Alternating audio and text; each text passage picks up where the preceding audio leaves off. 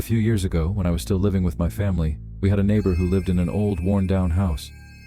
Every day I would play in the backyard with my younger brother and cousins. From where we played, we could always see our neighbor tending to her garden. She had a small pond where her ducks would happily swim, and sometimes we'd catch her feeding them.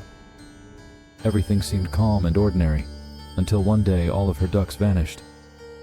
We helped her look for them, but no matter how hard we searched, the ducks were nowhere to be found.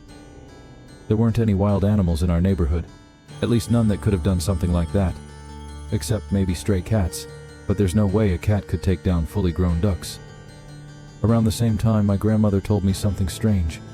She said there was a girl in a red dress who walked across the neighbor's roof at exactly 3 a.m. She'd stay for an hour, and then disappear. I didn't believe it at first until things started getting really weird. Our neighbor began having strange accidents. One day while I was playing outside, I heard a scream. I peeked over the fence to check if everything was okay, and what I saw chilled me to the bone. Where there used to be a pile of firewood by the pond, there was now a pile of bones and bloody skulls. My neighbor just stood there, frozen.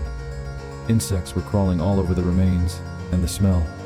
It was awful, carried by the breeze right into my face. My stomach turned.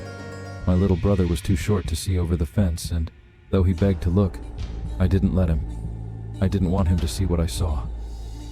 That night I couldn't sleep. The image and stench from earlier haunted me. I kept glancing at the clock. At 12:59 a.m. I lay there, restless. When it turned 3 o'clock, I heard a loud clanging noise in the backyard, like metal hitting the ground. I got up and looked out the window. That's when I saw her. A girl in a red dress was walking on our backyard fence. Her hair was long and black, her skin pale. I couldn't see her eyes. Then I noticed something even more disturbing. She had horns growing out of each of her feet. I froze. She jumped into our backyard, landed on all fours, twisted her neck unnaturally, and looked directly at my window. That's when I finally saw her face. She had no eyes, just hollow black sockets. No eyelids. Nothing. Just empty darkness. Suddenly, she rushed toward the window and began slamming into it, trying to break through. I screamed, but no one heard me. She clawed at the glass and let out a horrible, pain-filled shriek. I couldn't move, paralyzed in fear. In those empty sockets, thick black fluid oozed out and insects were crawling in and out of the liquid.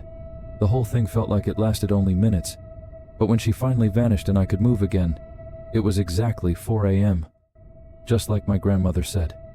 She always disappeared at 4. I was shaking so hard it hurt. I never did fall back asleep, and I will never forget her face.